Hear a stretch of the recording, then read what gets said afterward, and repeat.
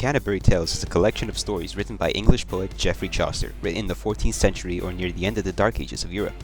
Now, you'd usually expect that stories from this time are war-focused, stereotypical, and give an accurately depressing description of the absolute horrors of living in London, and for that you'd be correct.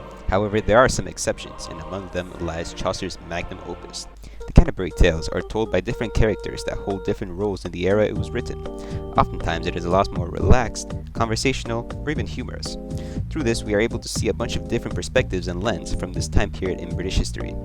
One of the characters is the wife of Bath, a character who, quote, had thrice been to Jerusalem, seen many strange rivers and passed over them.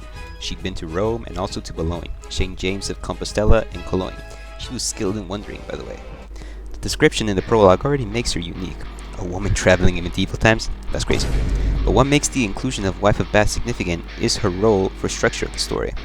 Well, first off, she is the only one of 3 women in the entire Canterbury Tales catalog. There's the nun, the other nun, or prioress, which is just a higher position, and then we have the Wife of Bath. And even then she stands out, as she is the only one not affiliated with the church. She even suggests that she doesn't like the values and meaning behind the English church in this quote here, where she's talking about fairies and how they disappeared as soon as the monks came out. She also had 5 husbands, she did a lot in her time. She seems to want to see herself in a youthful way as well. Now, these are all things which would be considered very taboo at the time, unless you were a man. And we can only assume her belief from the story she tells, but the Wife of Bath desires equality in a time where it was rare to see. There's a good chance she self-inserts herself as the old lady from her table, where she tells the knight that a woman wants the self-same sovereignty over her as her husband as her lover, and master him. He must not be above her. She contrasts most of the values that were shared during the reign of the church in medieval times, and that is exactly what makes her important and awesome. Her inclusion to the Canterbury Tales results in one of the more memorable and unique characters in the entire collection.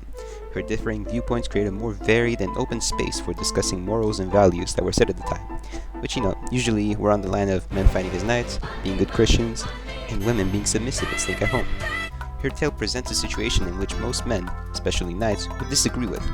This is one of the major strengths of the Canterbury Tales, and what sets it apart from most other medieval stories. It's also safe to assume that Chaucer knew what a woman desired most.